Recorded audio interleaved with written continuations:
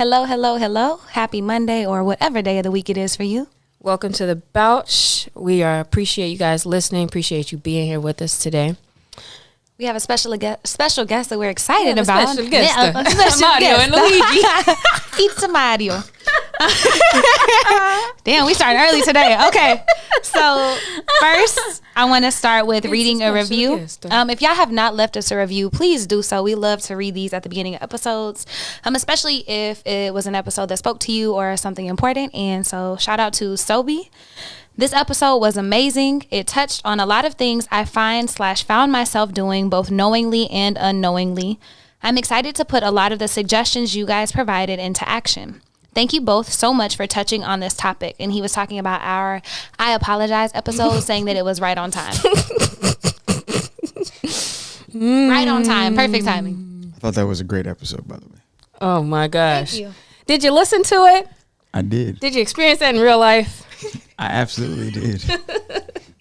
So also I want to shout out Nate, our VIP listener, who wished me happy birthday. I think he left us a message actually. Oh, did he? Because I saw the text version of it, or he either texted the number or called or whatever. But I appreciate you wishing me happy birthday. So I just want to say that. And we've also had past folks who leave comments about topics that they want to hear us discuss. And was that your friend? Yes. So shout out to Sarah for leaving us a voicemail. She was actually our first voicemail. Oh, it was on the voicemail. Okay. I can't remember how it was left. Yeah. I got a hotline? We do. Yeah, we do got a hotline. We got a bat phone. All of that. Oh. You don't need the number though. Don't worry about that. But yeah, she called in and asked if we could do an episode on grief. And seeing as how Lexi Carlie and I were like, we haven't really dealt with that so much, or at least for me. We're not really subject matter experts. And lately we've been trying to bring in people who are or who have experience and gems and life lessons and things for y'all around these topics. And so we kind of sat with that one until we found a person who could help. Yeah. And so today we are talking about grief, how you deal with it in a healthy way, what happens when you don't. And we have John Conyers III here, who you see if you've been watching it, and here if you heard he made a couple peanut gallery comments. Let me not do that because he might roast me, and I don't feel like doing that today. I would not. That's not mine. I don't feel like dealing with that today. But we have John on to talk about grief because from speaking with him and getting to know him, his father passed away in 2019. But then not only that, but then he would mention other people that were very close to him. And it's like, geesh, like, how do you even deal with all that? Like, what did you do? How are you still dealing with it or processing it? And I realized that he could be a good person to talk about this topic today. So, John, we're thankful for you for chatting with us today and for being here. And first of all, I think I'm going to let you kind of say a little bit more about who you are, what you would want to say as far as an introduction to give context to the episode. No. My name is John Conyers III, born and raised in Detroit, Michigan, partner at EIA Alpha Partners, and between the years of 2016 and 2019, I had 9 people die, or 2020, I should say, I had 9 people that were in my life or impactful in my life die. I would say, I think 7 of those people died in 2019. Oh, gosh. So, and it was like back to back. It was kind of like a momentum type of, if you can even say that. Like first it was 2016, an aunt who was really like my mother, and kind of raised me and gave me the gift of music, which is a former career of mine, died. And she was like the primary person that encouraged me in that.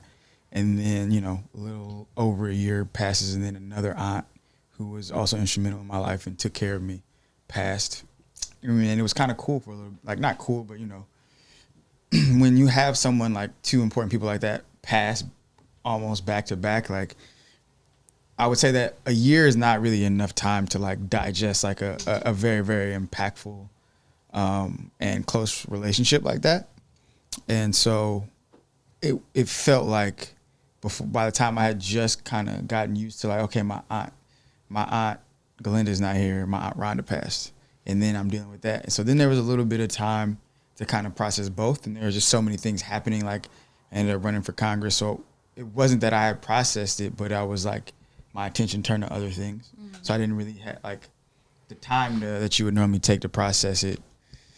Just I didn't have it. And then 2019 started and everything, you know, was done, and then it just one hit after the other.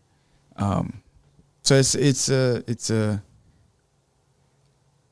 nothing in life can really prepare you for that, as I've told many people, and people call me and ask how I dealt with it. And I would say there's really nothing that can prepare you for it.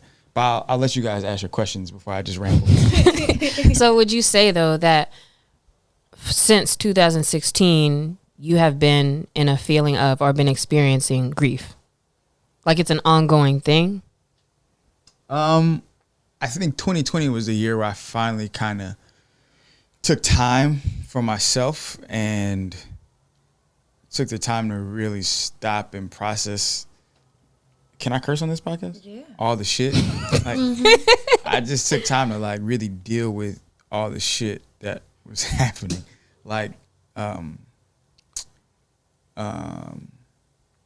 getting my dog, who's chilling to the right of us, that was part of the grieving process. Yeah, so it's 2020 was kind of the year that I was able to. So it's not a feeling the whole time.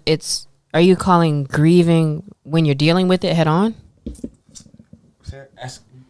So you wouldn't say you were experiencing grief that whole time, but that to take that time to process it was your grieving. Yeah, but I would also say that yes, to your initial question is yes, but I would add to that and this is something that my cousin Celeste, whose mother is my aunt that passed in 2017. When my father passed, I was kind of like, I just up and got out of Detroit. I just like, because I planned the whole funeral, and I just like bolted to New York because I had work to do. I just put myself back into my work. And one of the things she told me, and that is that I find to be true, is that grief is like a ball in a box, right? And it starts off like a giant ball in this box. And so because the ball is so big, you think of your box as like your heart or your emotions or your feelings, that because the ball is moving around, it's always hitting something, right? And there's a pain button in this box. And so because the ball is so big, it's always hitting that pain button. But over time, the ball kind of shrinks. So because it's bouncing and it can hit that corner or that corner, it cannot, it won't hit the button as often. But every time that button is hit, it hurts just as bad. So I would say that like you learn to like, it hurts less on a day-to-day basis, but like when it hits, that motherfucker hit. Like there's no way around it, because there's nothing that can fill the place of the person that was lost. Mm-hmm. Thank you for sharing that. And I think that's a great visual to help people who maybe haven't ever had to deal with grief or maybe are still trying to, figure it out themselves. Real quick, I'm going to cut you off. So if you're watching this, the woman's name is Lauren Herschel, and it's pinned to her profile, her Twitter profile. And if you Google grief is like a ball in a box, the whole article will come up and it can explain it far better than I probably just did. I know that's perfect. And thank you for sharing that. We love to share like resources for people to go look up things and learn things. And so thank you for that. So back to Lexi's question and to expand on that. So you had all these things happen, and not all these things, you had all these people pass on you right in a row, but you were working and you threw yourself into that. So what did your grief feel like, or what did you experience in that time before you actually took that time for yourself? Like in those few years when you were grinding or doing whatever, like what was that process like for you? Oh, so I was telling Lexi off camera that like how I grieve, because it was so many people and they played they were very, very important people in my life for one reason or another. How I grieved is I think it's strange and weird because of the transformation in learning how to grieve, right? So like the first time, like, as like I hadn't turned 26, I was 25 25-year-old, my aunt, who I consider like my mother, she passes. And at 25, still, you know, in the music business, she was like, even my parents weren't supporting me, even though I had success. As my most ardent supporter, I was like devastated. And so like when she died in April of 2016, I was drinking. Like I was drinking nonstop. Like I just drank and drank and drank. You know, the statute of limitations isn't enough, so I can't tell the story. But I did some things that like, I shouldn't say things. I did something that was like a direct result of like her passing, and it was fueled by alcohol. 2017, my other aunt passed. I kind of was trying to be better. I recognized the problem, but I was still drinking. But then I think what really, really kind of made me change is when my god brother died suddenly, and he and I were just starting to really, really get close. And then my cousin was murdered. My uncle died, and it was just like, I really gotta like, because it was so much, like you really gotta like actually process like what is happening and how you feel. So I think it just changed over time how I grieve, and like learning how to better deal with the things and not harm myself. Does that answer? Was it the consequences of the way you were avoiding it or not processing it that made you realize you need to? That, and like I was just hard on my body. Like as a person who's like hold the mic higher. My levels are low. Test. Mic check. You got me? Yeah, he's getting hella comfortable. Oh, my bad. As you should. So yeah, no, I think, you know, as someone like I try to stay in shape or whatever. I just noticed like my body was just like, everything was bad. Like I didn't feel good. There's a little bit of vanity, so my skin wasn't looking good.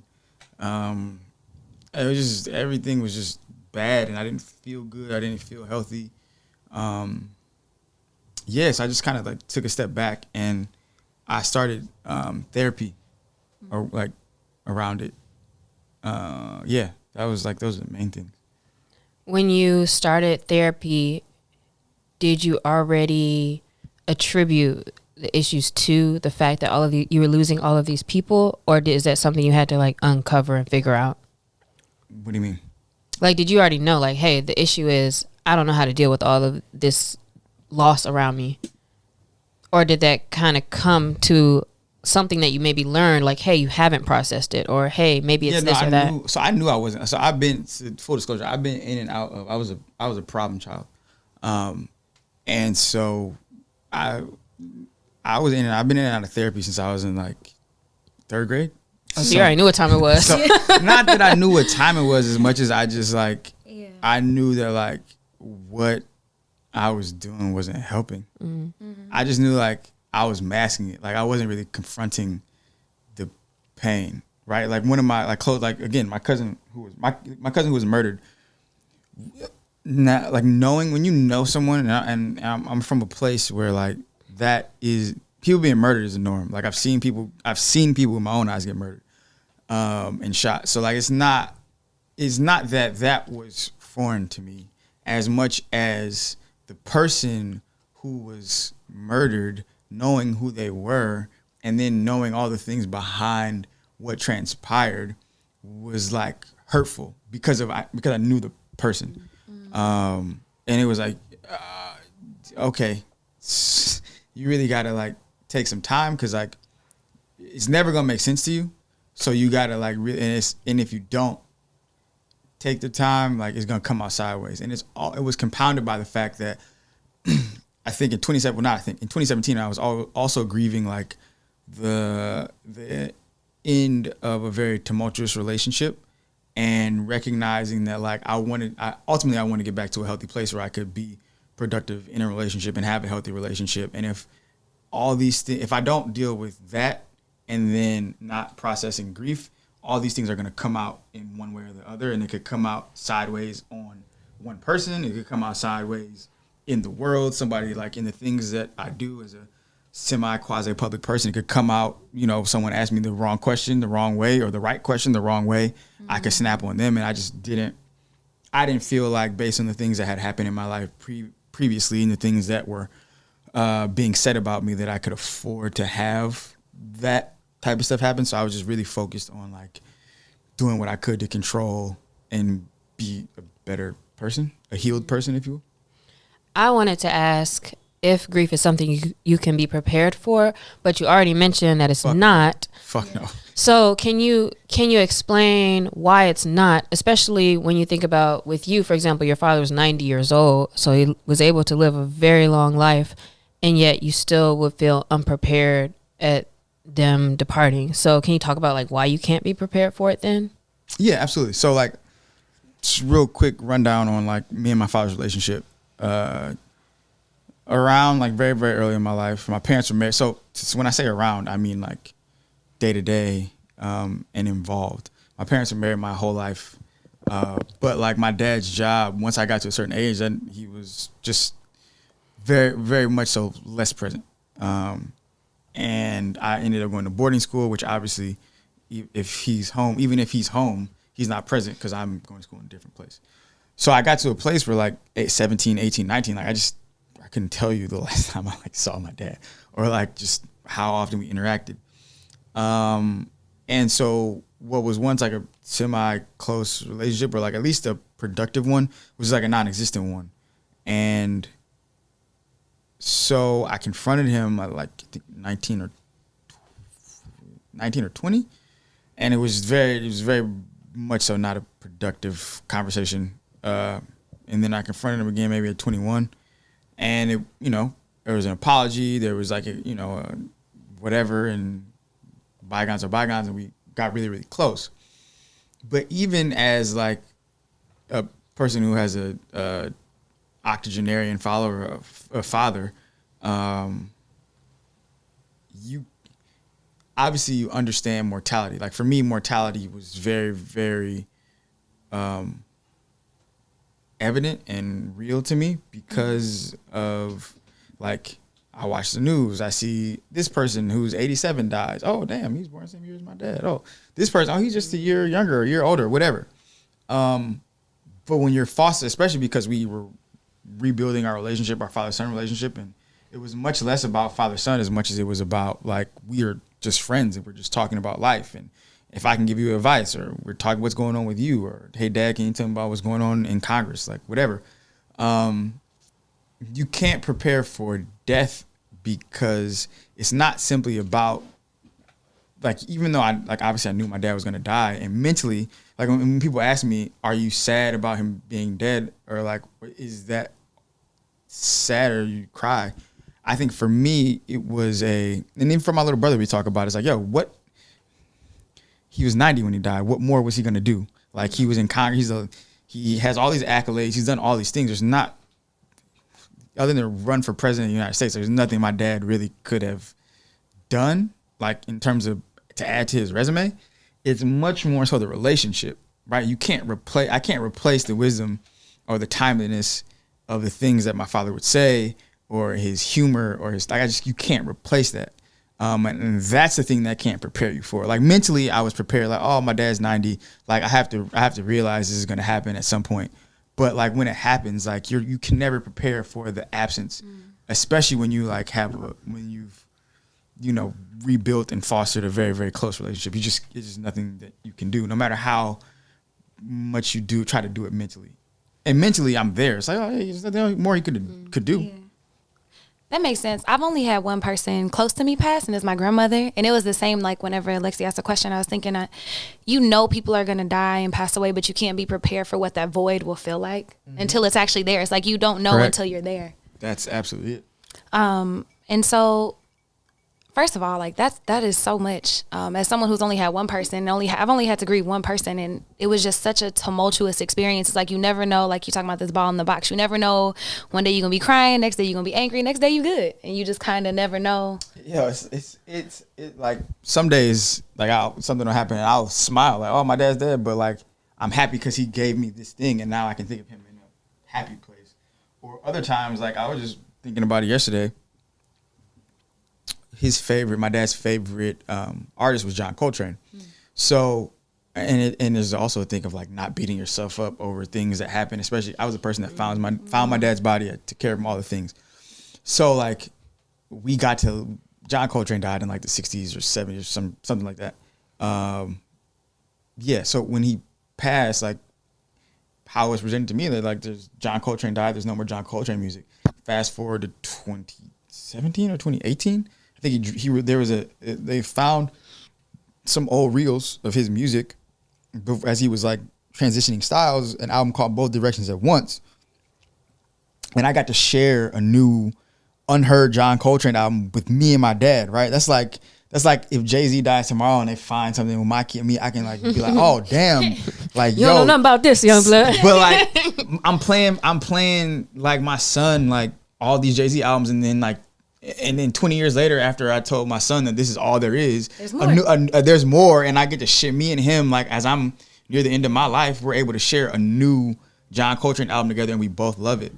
But there was another one that came out in 2019, literally a month before my dad died.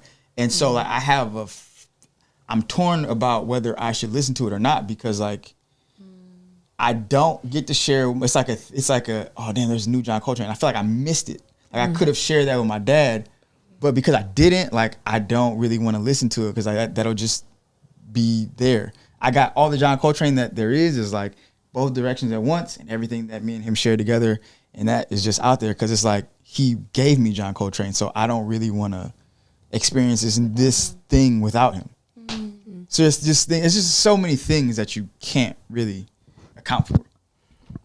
Yeah, I can imagine that.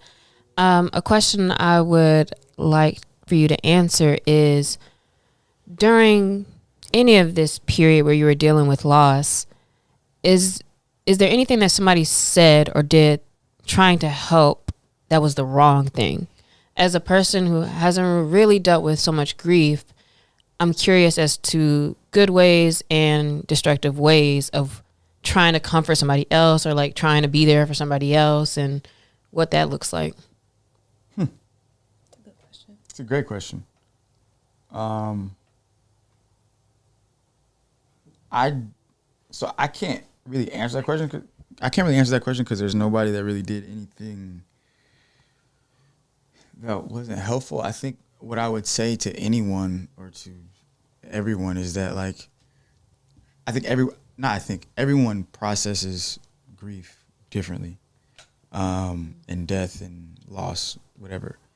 I think the number one thing is to give people grace and give people space, based on reading the person. I just had someone who is a close friend call me maybe a week ago, 2 weeks ago, and apologized to me because of how they behaved when I was planning like all the funeral, and I literally planned funeral from top to bottom, had to call, organize, and do all the things, and like but that person already knew all the people that had already died, and then like 2 months after my dad died, another one of my cousins was murdered that I grew up with.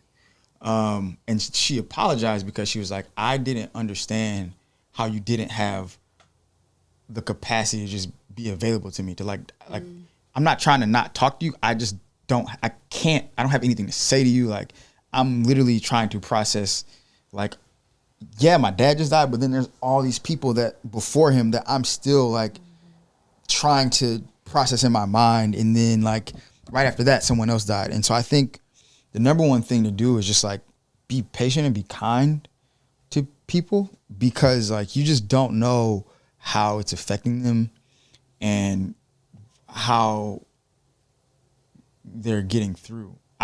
For me, I'm a person that like, I'm not really trying to talk to you about like anything. I just need my time, my space. Like, I'm not a big crier. In fact, I could probably count on both hands how many times I've cried since my dad passed.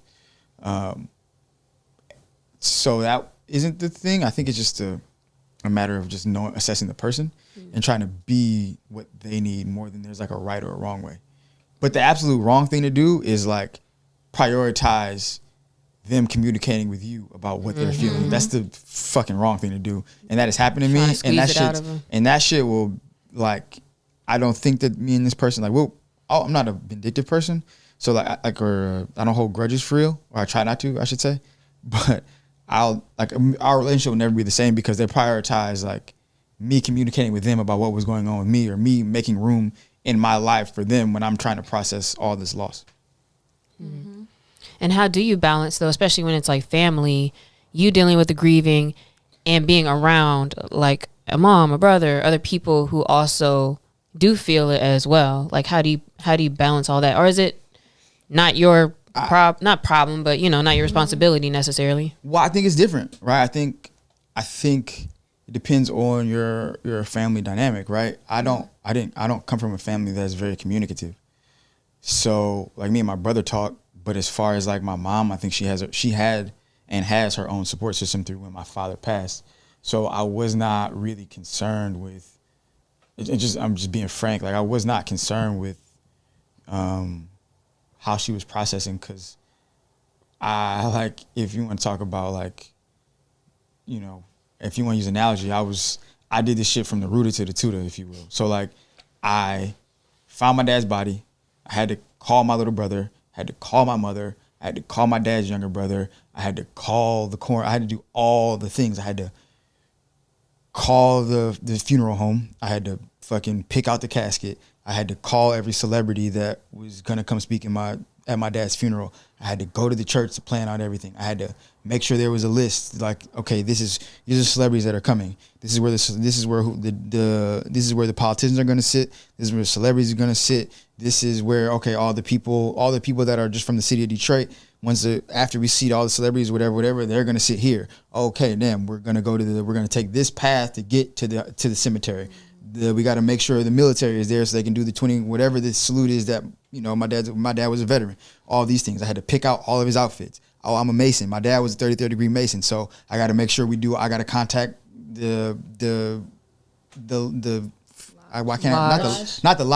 Grand. I had to contact the Grand Lodge to make sure my dad gets the burial, the proper burial for a 33rd degree Mason. I got to contact Kappa Alpha Psi to make sure he gets all the whatever. I did literally everything. So quite frankly, because I didn't have the help, I really wasn't fucking concerned with what anybody, like I literally, my dad, the funeral ended, all the things ended at around like, I want to say 6:30, 7 o'clock at night after we put him in the ground. I went to the repast for like 30 minutes, and then my homies who I texted like right after I found my dad's body, we went to the cigar bar where I go to back home, and my publicist came. My publicist was there.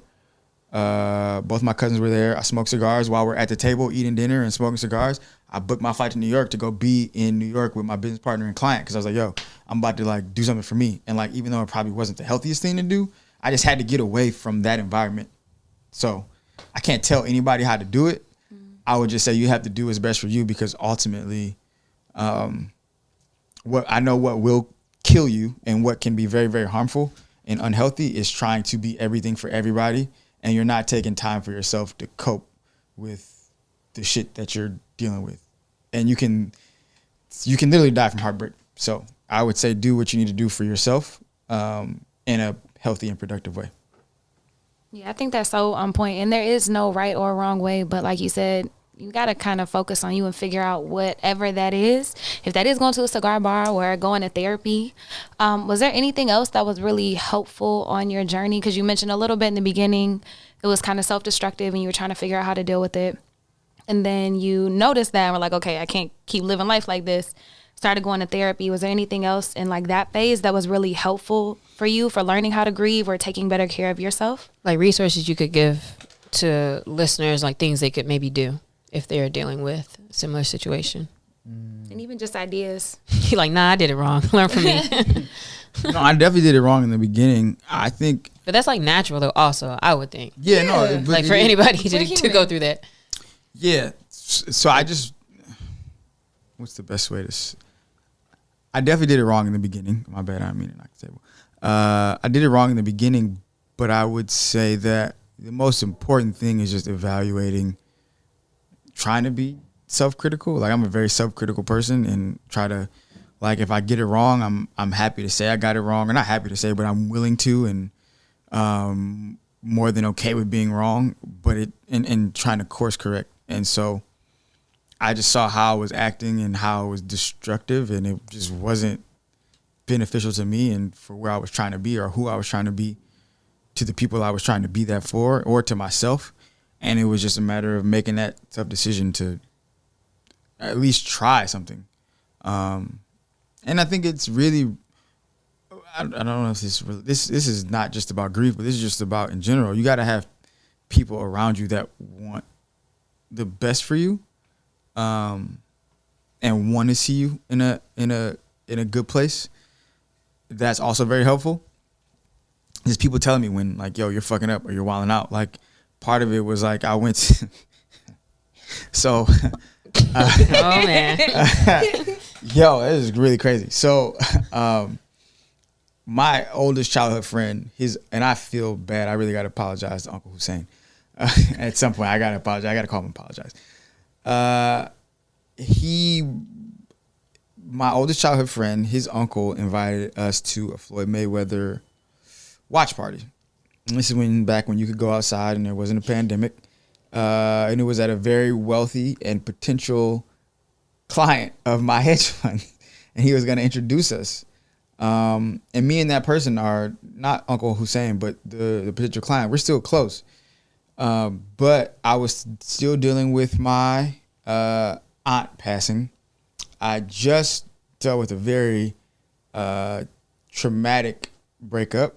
And I don't know if it was, I think it may have been whenever that fight was in 2017. I'd have to Google it. But I think it may have been after my aunt passed in 2017 because it was a little brisk.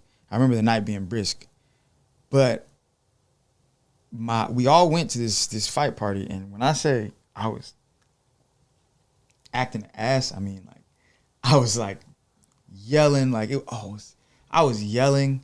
Like I was watching Floyd fuck whoever it was up. Like, I mean, Floyd was going crazy. But I was like, it had to be the Conor McGregor fight. And that had to be after June.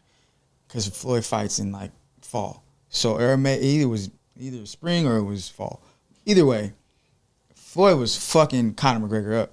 And I was being a little over the top. And I had a few tequilas, as I have now. And every time Floyd hit him or made him stumble, I was like screaming, yelling, loud as hell, right? Loud as hell. So the person who invited me was like, "Yo, can you chill out?" But the wild part is their boss was like egging me on, like, "Yo, go crazy! Like, thank you for being here. Like, we need this, right?" So it was crazy. But then my homies were like, "Yo, we don't care. Like, we love you, but just know, like, yeah, you were wilding." And like I had to take a step back, and then like me and the uncle are still cool, but it was one of those things where like, yeah, but you were there as my guest. I don't care what she was saying. Like, you're my guest. So it was one of those things like, oh damn, this is a person that I've known since I was a kid. They've always looked out for me, and I may have embarrassed them.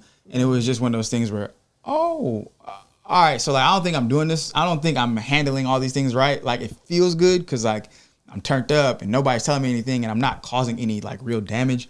But like in reality, this is not healthy, and this could go the wrong way. So that was really that night. Shout out to Floyd and Conor. That night was really the turning point for me. Where I was like, I need to like reassess some things. And I think my mom told me about myself one time too. She was like, "Yo, you're drinking a lot." Like I was drinking a lot, like a lot. So it was one of those things where I just had to just take a step back and decide if I was going to be alcoholic or not. Did you do any journaling or like have an outlet with writing or exercise? Doing anything? Any habits? Well, besides drinking. So I'm a former songwriter. So I wrote like a whole album through that time. Linked up in the show notes, guys. Be sure to listen to that. It will absolutely be not be linked up in the show notes. But you have heard my music before, if I can flex. But yeah, or I shouldn't say you heard my music before. You heard my songs that I've written before. But yeah, I wrote this entire album, and yeah, I actually wrote 2. One was like the grief of like the loss of the breakup, which is another form of grief, but I don't think that's covered. I don't think we any loss. You can talk about that too. I think there's levels though. There's levels to loss of something somebody you cannot see again, and a situation that did not turn out the way you thought or wanted it to. Correct. But it all is still very much lost. Like you can apply all these things to any loss, I think. Yeah, I think so. I'm gonna touch on it just really briefly. So in writing both of these albums, one was like the most therapeutic was the album about the breakup, because I literally chronicled a relationship from like the highest highs at the beginning to like, oh damn, this shit is ending terribly. And I think it was just how abrupt it was. Like even though like I knew, oh, this shit is not about to pan out at all. But like just the way it didn't pan out was just not at all. The way it didn't pan out was not healthy, and it was just not at all what I anticipated or expected or thought. So like, and it was super, super abrupt. And it was similar to death in that like you go from talking to someone every single day to like, I haven't talked to this person literally since X day in 3 years, right? Or 4 years. So it's just one of those things where it was super abrupt. And then the other album was like chronicling the loss of my aunts and just like everyday life in certain aspects. And so that was kind of the most therapeutic part of it, is just like being able to write and get back to that. So yeah, I think you got to find what your things are to help you get through it. And what's the balance though between like running away from it and avoiding processing our feelings and being busy and staying busy? Because I would imagine that it makes sense to like run and get straight to work and like keep doing things. And I feel like I see that motif often in movies and TV where you just get busy. But I feel like some of that is necessary, right? Like how do you know when it's too far off the rails? I mean, it's the same thing. I mean, for me, what I have come to understand is like I know that I'm avoiding something because I get the same feeling I get when I'm avoiding other things, right? So like, if I'm supposed to be doing work, but I choose to go on Sneaker News or to go on Twitter or like something else, like I know, like damn, you should be doing this. Or when you get the feeling of like sadness or your chest gets tight and then you run to the fucking freezer and you grab that fucking tequila instead of like allowing yourself to cry, or you called a girl to fucking sad fuck instead of like like I'm just keeping it a being, like you just do things that you probably that like you're only doing to push that feeling away. You're using something else to make you feel when the feeling that you should be feeling is that pain, right? That's the thing to keep you like that's it. The thing that's stimulating you is not the thing that is supposed to be stimulating right now. Distracting yourself. That's it. Do you feel like with all of your experience and grief in various forms with losing people, from this earth and then also relationships, like do you feel like you're getting better at grieving, or have you gotten better? Lex asked me this like a few weeks ago. I did. Yeah, I don't know. I don't know that so one of the things I'm going to go back to therapy, and I intend to soon, because I don't know that I've gotten better at it as much as I've learned how to deal with it in a way that doesn't spin me out or put me in a bad place or is not detrimental to the people around me. But I don't know that I don't know that I'm good with it. And I think that like when it comes to like helping other people with it or trying to comfort other people, I'm not good with that at all. I'm very, very matter of fact in that, oh, this person died. Well, they're dead. Life goes on. And I think that's because it is a byproduct of having two people that I literally grew up with, right? Murdered less than 6 months apart, or exactly 6 months apart, right? Like and both of their bodies were just left, like one was left on the side of a house, the other was left in the front yard of a house, like, and just niggas had to find their bodies and whatever. Both had, like, one was unrecognizable, the other had a closed casket, right? So just in having to deal with these things and kind of process that, how I look at death sometimes is a little skewed, if you will. Or, yeah, skewed is the best way to put it. I just kind of like, as much as I try to deal with it in a healthy way for myself, I'm empathetic, but I don't know that I'm good with the sympathetic part and comforting part, because I had to deal with so much of it in such a concise or condensed period of time that it's just like, yo, that shit's part of life, y'all. Y'all got to figure, you're gonna have to figure this shit out, right? And I don't think that is good in terms of being someone who likes to support people and likes to be there for people. Taking that stance when having to deal with people that I know, like, I know for a fact that Lex hasn't really lost anyone important yet. I know for a fact that, like, I have cousins that haven't really lost people yet on, like, different sides of the family. Like, if I'm a person that, and I know that I'm a person that they look to, if I'm going to be that person when they look to me, when that shit ultimately happens, I gotta work out the shit in preparation for that. Mm-hmm.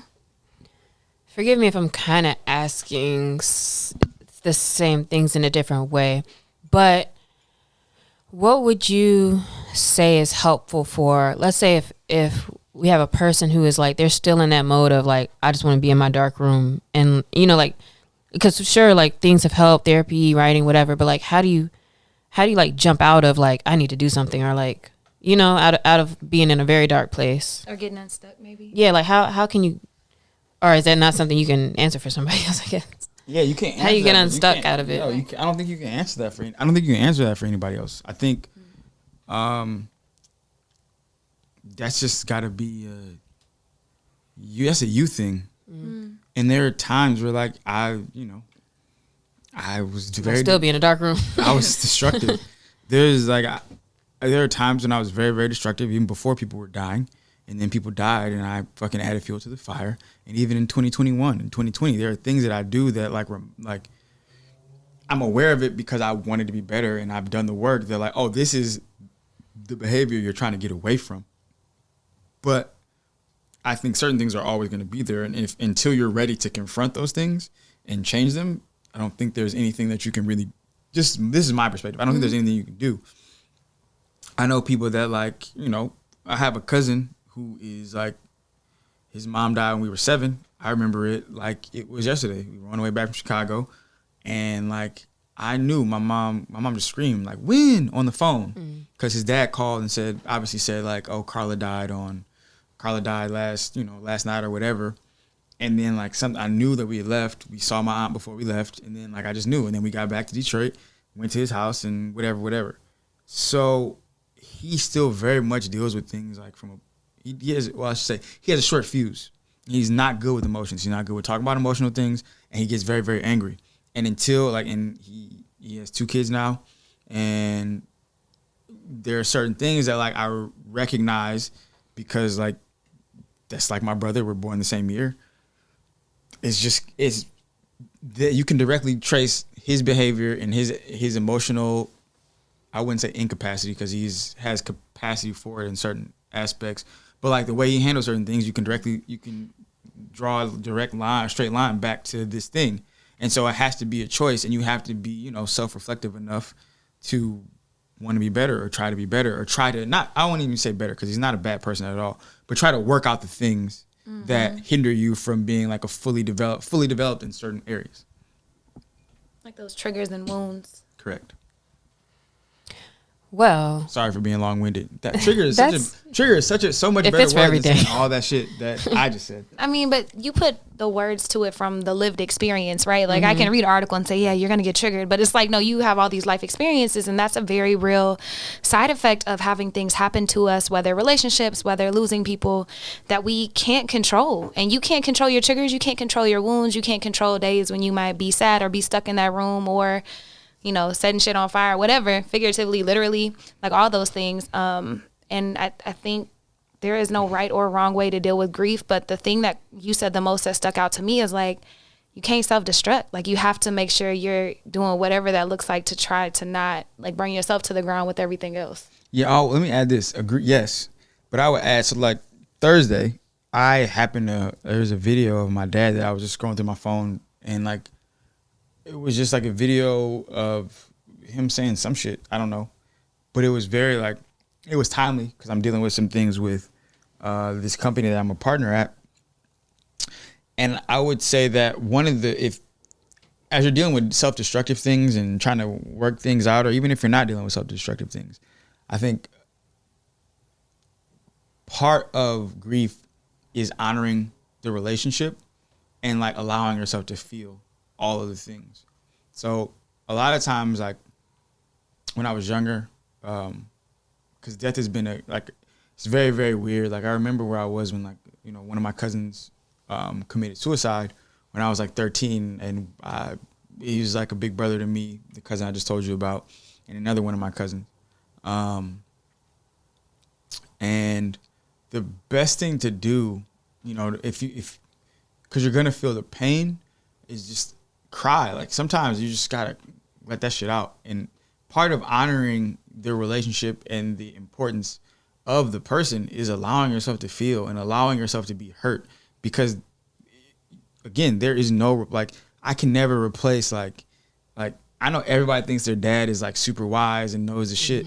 Yo, my dad was really like that nigga, like, he died at 90, and he was like really an integral part of, like, he's just saw so many things in America. Like, he was a war veteran, then he fucking came home and went to law school, started one of the first African-American law firms in the history of the city of Detroit.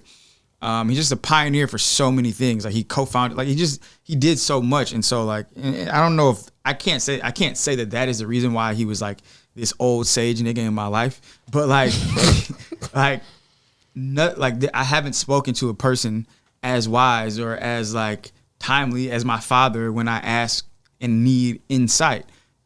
But what I would say is, in me crying and me, like, you know, going back and watching videos and, you know, allowing myself to be fucking hurt, and like, some days I don't want you around, and like, sorry Lulu, sometimes I yell at my dog, and like it comes out on her, like, yo, Lulu, can you just go sit down? Like, you gotta honor the pain, because there's no replacing these people for whatever the thing was. It could be that, like, yo, my cousin came over and we, you know, he had the pack, and whenever he came over, we would talk about certain shit, and he would tell me about, you know, his daughter that, you know, he had, that like he is left behind, right?